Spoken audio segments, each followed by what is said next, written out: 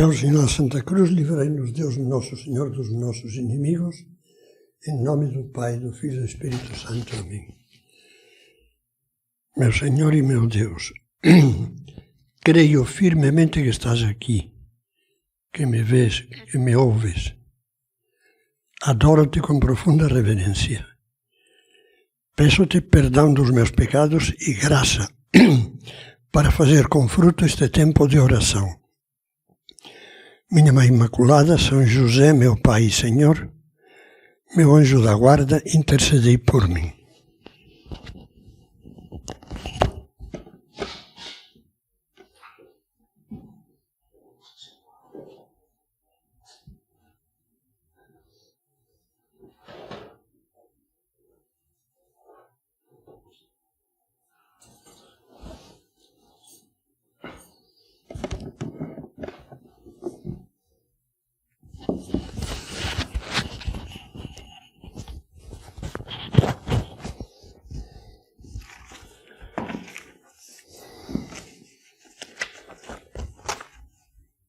No recolhimento deste mês de setembro, nós vamos meditar sobre duas virtudes, que são virtudes humanas e virtudes cristãs, e que nos fazem muita falta a todos: a generosidade e a paciência. Para compreender a generosidade, vamos remontar até a nossa criação, a criação do ser humano. O que diz a Bíblia? Que, por último, depois de criar todas as outras realidades, Deus criou o homem. Ele os fez homem e mulher. Ele os criou à sua imagem e semelhança. Esse pensamento, essa verdade que a Bíblia proclama, que nós fomos criados à imagem e semelhança de Deus, pode talvez nos desconcertar. Nós não vemos Deus. Não sabemos como é. Daqui a pouco posso lhe dizer que isso é falso. Deus é Espírito, Deus. Mas sabemos com certeza duas coisas. A primeira, a definição de Deus perfeita, que está na primeira carta de São João. Deus é o amor. Deus é amor. Portanto, ter sido criados à imagem e semelhança de Deus, quer dizer, ter sido criados capazes de amar, à imagem e semelhança do amor infinito. Capazes de amar. Esta verdade é uma das primeiras coisas que diz o Catecismo da Igreja Católica. O homem é capaz de Deus. A alma humana, o coração humano, é capaz de ir além das coisas visíveis e de abraçar a Deus, de possuir Deus já nesta vida e depois eternamente. E a segunda coisa é que nós vemos Deus, basta abrir o Evangelho, porque Jesus diz: quem me vê, vê o Pai. Jesus é o rosto humano de Deus, que se revelou, tirou o véu, se manifestou. E nós vimos a sua glória, diz São João. Vimos a beleza de Deus, a grandeza de Deus, o amor de Deus até o fim, diz o Evangelho. Amou até o fim, até o extremo, nesse sentido, não até o fim da vida, mas até o máximo possível. Esse é Jesus. O homem é capaz de Deus. Isso significa que o coração humano, como dizia São José Maria, tem um enorme coeficiente de dilatação. Veja o que Deus nos diz, por exemplo, pelo profeta Isaías.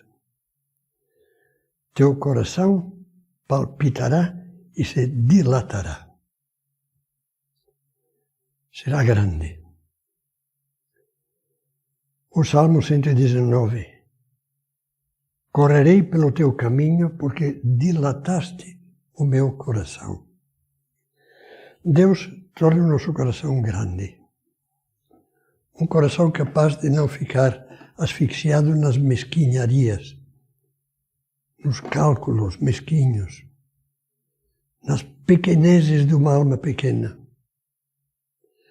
mas de se parecer cada vez mais com Deus, porque é um coração grande, e um coração grande é um coração generoso. Ninguém tem maior amor do que aquele que dá a vida por seus amigos. Santo Ireneu, um dos mais antigos padres da Igreja, do século III, tem um comentário maravilhoso. Ele diz que o Espírito Santo e o próprio amor dentro da Trindade nos foi dado, foi derramado nos nossos corações, diz São Paulo, para nos adaptar a Deus. É uma coisa que parece curiosa, uma maneira de se expressar um pouco curiosa. Nos adaptar a Deus. Sim, sim. Para nos tornar capazes de Deus, como diz o nosso catecismo, o da Igreja. Para nos adaptar à grandeza de Deus. Isso nos indica qual é a maravilha da vocação cristã, da vocação humana, da vocação cristã. Depois de pensar nestas coisas, vamos nos perguntar, aos olhos de Deus, qual é o tamanho do meu coração? As pessoas podem ter um coração pequeno. E sabe por que é pequeno o coração? Ou quando é pequeno? Quando não consegue adaptar-se aos dois parâmetros de Deus. E os dois parâmetros de Deus são o amor e a cruz. Contra o amor está o parâmetro infeliz do egoísmo. Pensar em nós, eu. E contra a cruz está o medo do sacrifício, da renúncia, da doação, que é típico da época contemporânea. Do hedonismo que domina a sociedade contemporânea, em que parece, infelizmente, que o máximo valor é o prazer, sofrer o menos possível, arcar com o menos possível de cargas, de responsabilidades. O coração é pequeno, não consegue se adaptar aos parâmetros de Deus. Amor com maiúscula. Cruz. E por isso, um coração egoísta não consegue compreender nem os ideais cristãos, esses ideais que nós vemos encarnados, não só em Cristo, que é o modelo, caminho, verdade e vida, mas vemos encarnados nos santos. O ideal de santidade, ao qual todos somos chamados, como nos ensina a fé católica. E justamente por isso também não é capaz de compreender um coração mesquinho os valores cristãos. Estamos numa época que se poderia chamar ou definir como a época da inversão dos valores, do transtorno dos valores pessoais, dos valores morais, dos valores familiares. Todos esses valores estão como que virados de cabeça para baixo, transtornados, encolhidos, empequenecidos, para se adaptarem ao hedonismo. Essa ideia de liberdade que parece que alarga o coração e faz exatamente o contrário. Essa ideia falsa de liberdade. Eu sou livre de quê? De ter uma vida que é um desastre. Eu sou livre de escolher sem cabeça, sem fé, de escolher sem metas, de escolher sem ideais, de ir atrás de mim mesmo e me consumir a mim mesmo. Porque o egoísmo consiste em devorar-se a si mesmo. A minha coisa, não quero saber. Eu não saio de mim mesmo e vou roendo até que me me devoro a mim mesmo e fico sendo nada.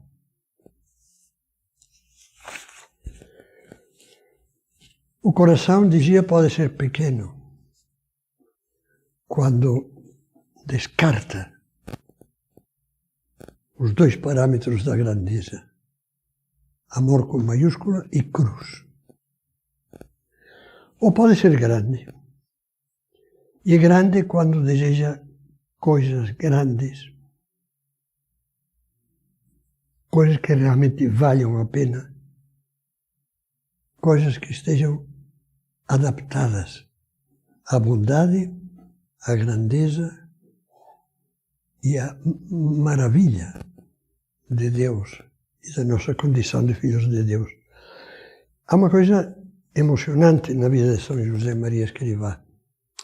Quando ele começou a sentir, quase na adolescência, 16 anos talvez, 15, começou a sentir assim vislumbres da vocação que Deus o chamava, que Deus lhe pedia alguma coisa.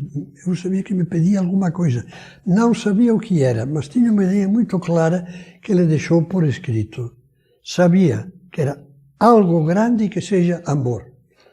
Olha que beleza isto.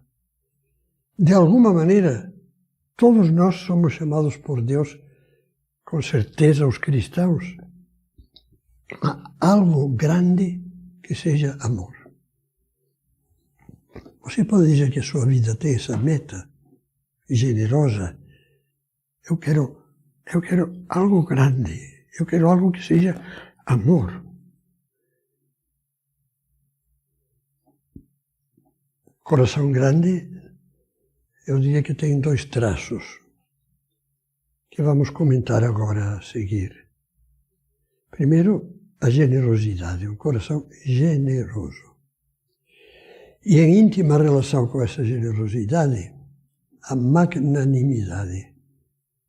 É um coração grande, aberto para as coisas grandes, que não se conforma com ir rastejando pelo chão, fazendo o que todos fazem, perdendo a personalidade da coletividade.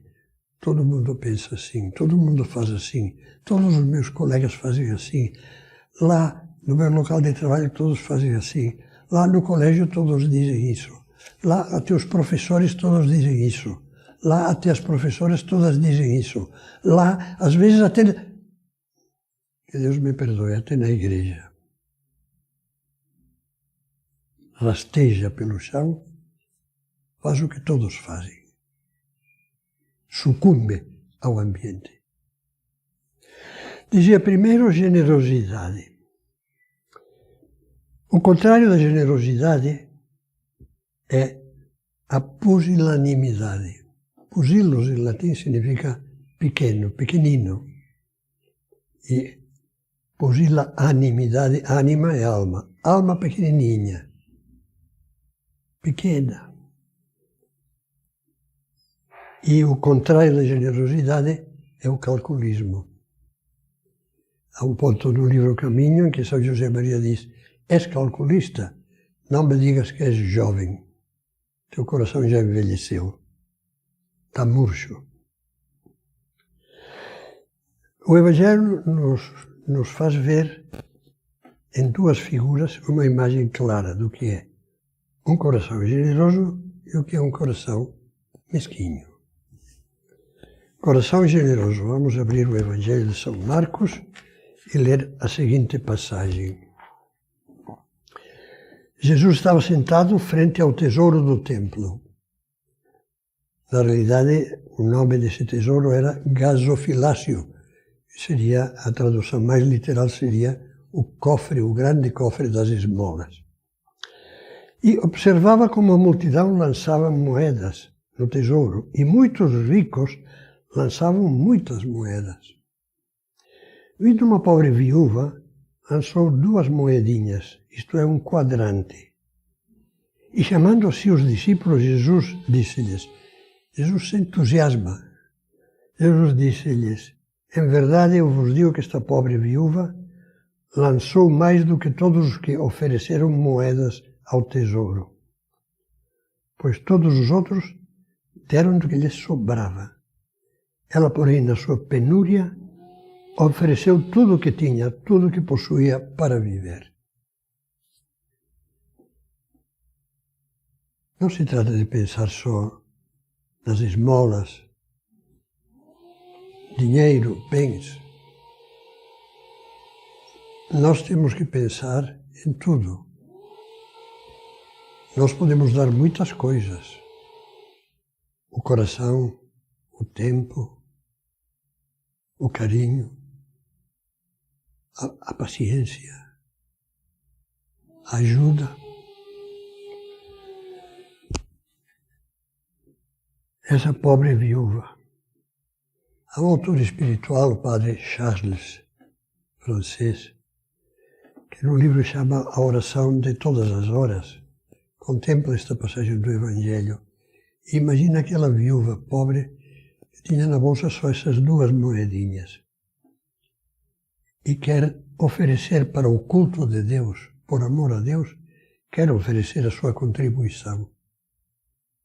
Ela lança a primeira moeda e depois sente, bom, eu vou ficar pelo menos com uma, pequena, mas com uma. E o coração se abre e diz, não, para Deus tudo, e dá a segunda. Quantas vezes nós demos a primeira moedinha, mas reservamos a segunda? Por falta de generosidade. Eu já confesso, cada 3 ou 4 meses, dê a segunda moeda. Confesse no mínimo cada mês. Eu já comungo aos domingos. Dê a segunda moeda. Comungue, se não todos os dias, vários dias no meio da semana. Agora que já estão, graças a Deus, estão abertas as igrejas. É que eu rezo, eu peço para que as pessoas melhorem, porque a sociedade está muito mal. Em vez de queixar-se de que a sociedade está muito mal, por que não dá a segunda moeda, que é arregaçar as mangas e procurar fazer alguma coisa para dar doutrina, para dar catecismo, para ajudar os pobres? Ajudar os pobres não só ajudar dando uma esmola, a primeira moeda, mas dando a segunda, em atividades sociais que levem a ajudar as pessoas a se formar, a adquirir uma formação profissional. E em contraste com a generosidade da viúva pobre, nós temos a mesquinharia do jovem rico. Você se lembra daquela passagem do jovem rico, da qual nos falam os 3 primeiros evangelistas? Jesus estava andando com seus discípulos e de repente chega um rapaz, um homem devia ser dos 30 anos, por aí, resfolegando, correndo, suado, e se joga um pouco dramaticamente aos pés de Jesus e começa a dizer, bom mestre, que devo fazer para alcançar a vida eterna? E inicialmente nesse jovem rico se vê uma disposição bonita, de amor, generosa. Que devo fazer para alcançar a vida eterna? Jesus lhe diz, observa os mandamentos, guarda os mandamentos. E ele pergunta quais? Porque às vezes se confundia, naquela época, os mandamentos de Deus, da lei de Deus, com aquelas outras prescrições do culto, aquelas outras prescrições sobre os alimentos próprios do judaísmo. E Jesus lhe lembra os 10 mandamentos. Não matar, não cometer adultério, não roubar, não levantar falso testemunho, não defraudar, honra teu pai e tua mãe. Então o jovem, todo satisfeito, diz, mestre, tudo isso eu tenho guardado desde a juventude. E agora eu penso em você, quer seja jovem, quer seja uma pessoa madura, uma mulher madura, um homem maduro, quem seja como eu, um homem idoso já. Talvez olhe para trás e diga, olha, eu guardei o principal dos mandamentos de Deus, não mato, não roubo, não. É. Mas veio uma segunda parte. Fitando, Jesus o amou. A boa disposição dele despertou no coração de Cristo o amor. E disse, uma coisa te falta. Ele vinha com aquele ar de que queria o máximo, de que queria tudo. E Jesus disse, sim, você pode. Uma coisa te falta. Vai, vende o que tens e dá aos pobres e terás um tesouro no céu. Depois vem e segue-me. Aos apóstolos Jesus pediu isso. Aqueles a quem Jesus quer mais perto de si como instrumentos seus para estender o reino de Deus no mundo, pede isso. Se desprenda da família, se desprenda dos bens materiais, se desprenda. Ele, porém, o jovem, contristado com estas palavras, saiu triste, retirou-se triste, pois era possuidor de muitos bens. Ele tinha uma fronteira. Todos nós temos as nossas fronteiras. Que diz, daqui não posso passar, não quero passar. Não quero ultrapassar esse limite. Além disso, não vou. É uma tristeza. Não vou além da risca, porque traçamos riscas em vermelho, bem vivo. Olha, além disso, eu a Deus não dou mais. E quando começam a falar de amor, de generosidade, pensamos que é fanatismo, pensamos que é exagero. Tudo que vai além da risca do nosso egoísmo particular, queridinho, de autodefesa, que além de uma risca é uma muralha, tudo nos parece absurdo, exagerado, impossível.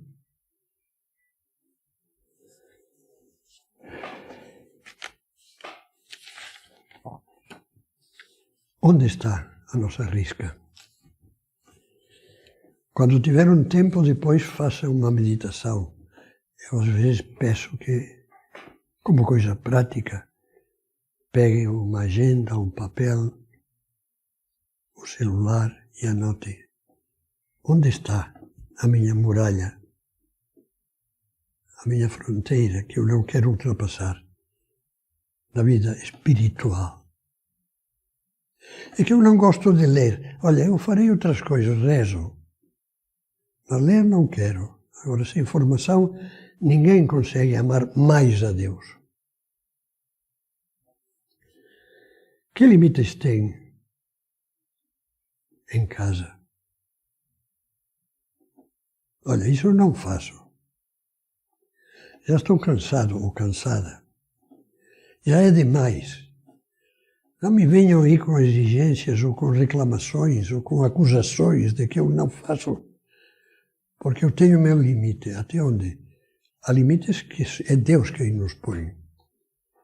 Uma pobre criatura paralítica que tem que ficar numa cadeira de rodas, numa cama, essa tem limites que não são fronteiras. Porque eu já vi muitas vezes que as pessoas que estão com mais limitações humanas são as que têm um coração maior. Impressionante. Impressionante. Como aquela mulher que estava num câncer terminal.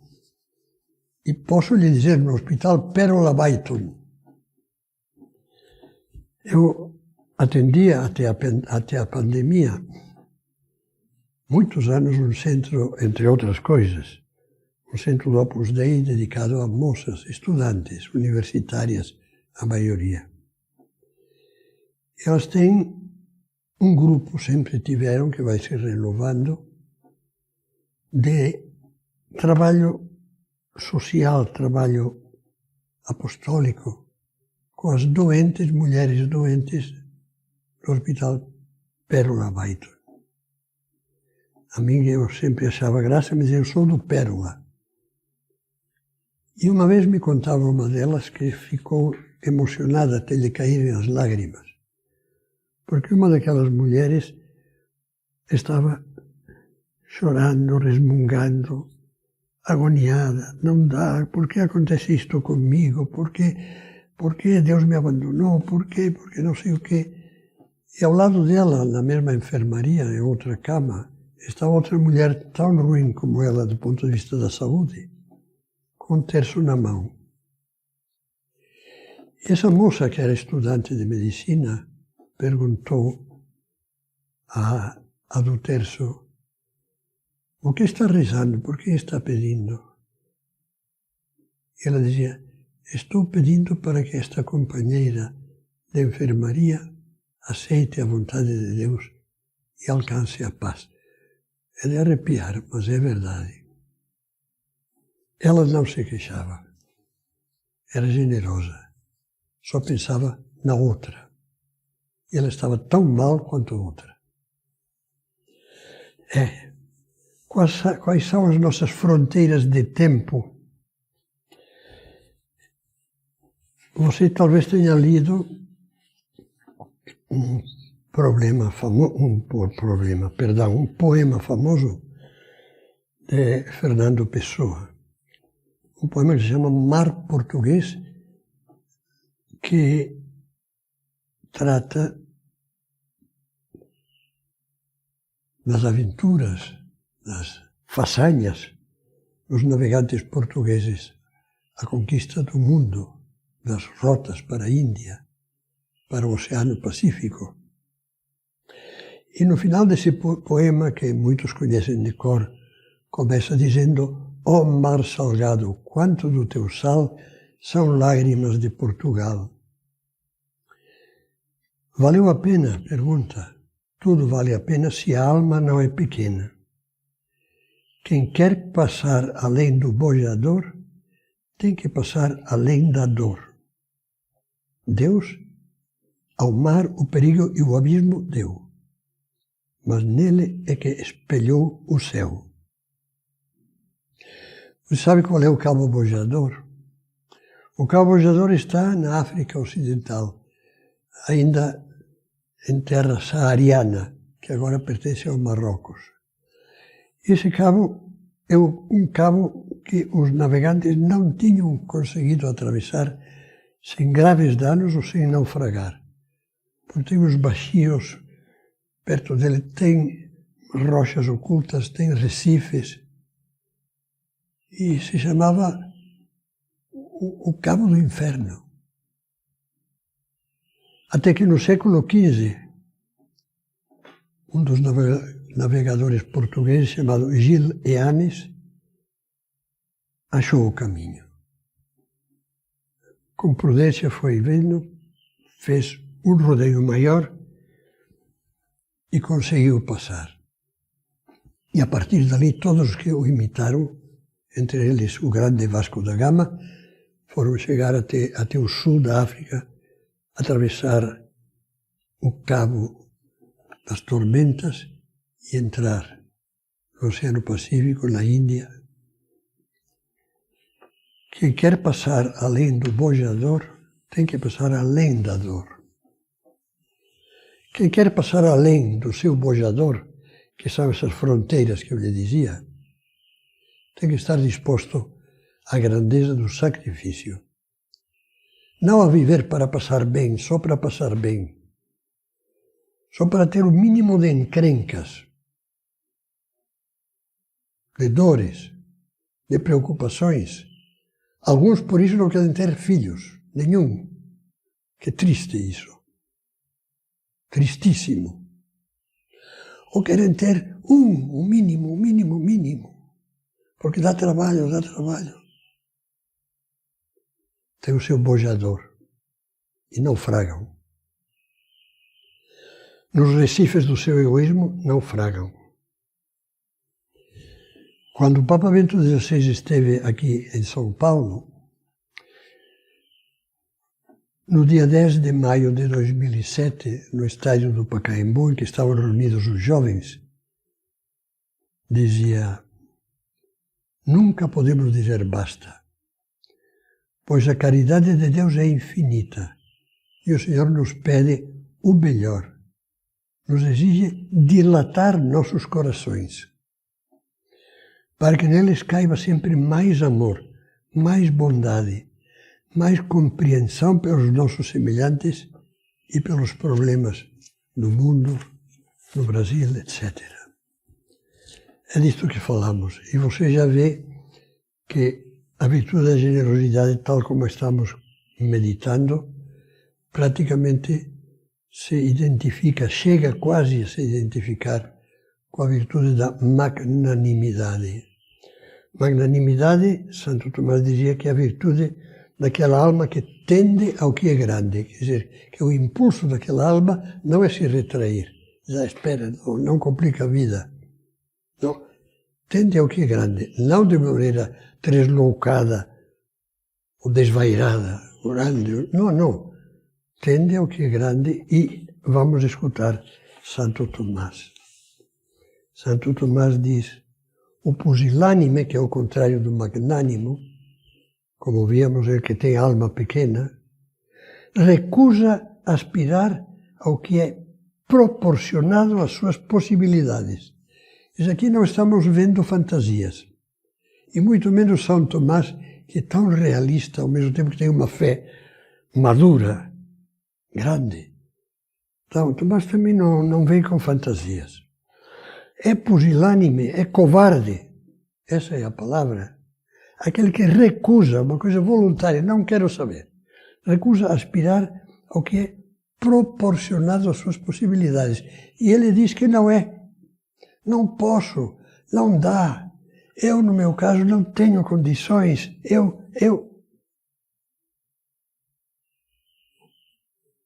as pessoas que pensam assim são aquelas que entenderam mal a ideia de que é preciso ser equilibrado, de que a virtude está in medio, como dizem em latim, no meio, e acham que a virtude tem que estar numa mediocridade que não vai nem para o muito, nem para o nada.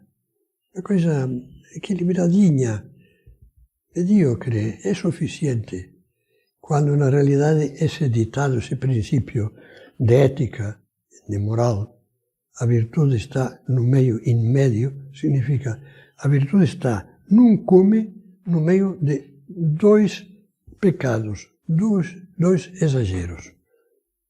Por exemplo, a coragem é um cume no meio da covardia, do medo, e no meio da temeridade. Que a pessoa que não é corajosa é louca e se suicida. Se joga do 7º andar com uma fronha dizendo vou voar. Será a minha asa delta. Não, esse é um idiota, perdão.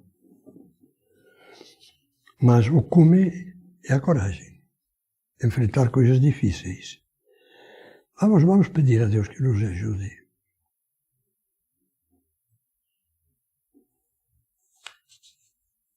Recusa, eu gostaria de gravar esta ideia. Aspirar ao que é proporcionado às suas possibilidades. O que é possível? Para um cristão é possível para aquele que tem duas qualidades. Primeiro, virtudes desenvolvidas. Que cultivou as virtudes. Não foi vivendo só, como eu costumo dizer, porque é assim mesmo. Há pessoas que desde crianças só vivem de caprichos, de interesses, de conveniências. Mas não vivem atrás do bem. A virtude vai atrás do bem. A virtude nos faz bons. A virtude da caridade, a virtude da prudência autêntica, que busca os meios eficazes para atingir um fim, às vezes um fim difícil. A virtude da justiça, ser justos com os outros.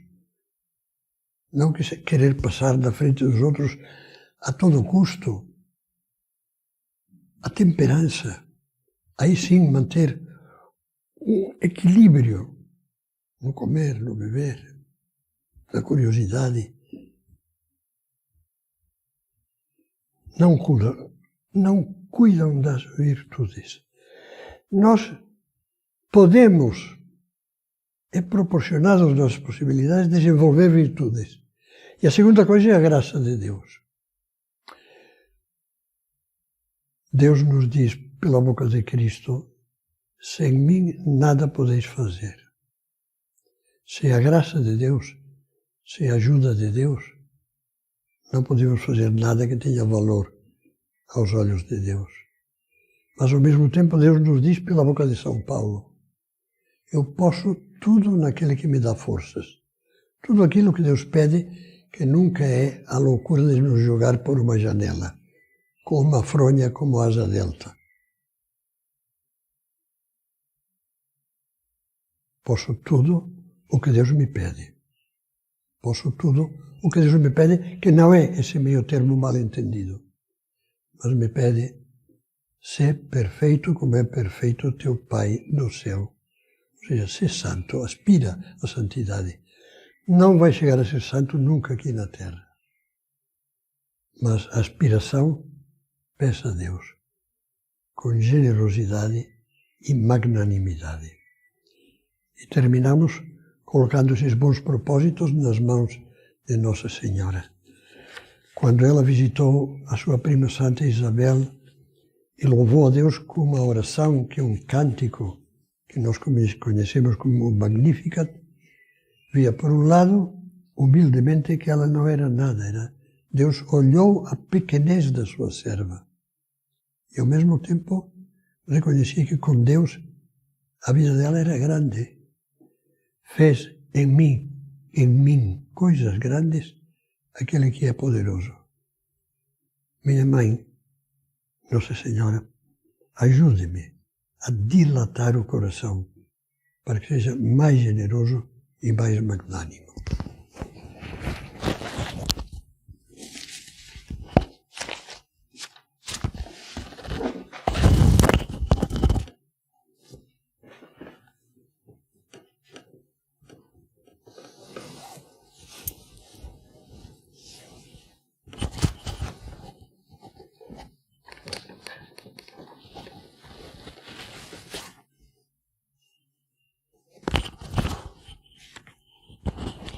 Dou-te graças, meu Deus, pelos bons propósitos, afetos e inspirações que me comunicaste nesta meditação.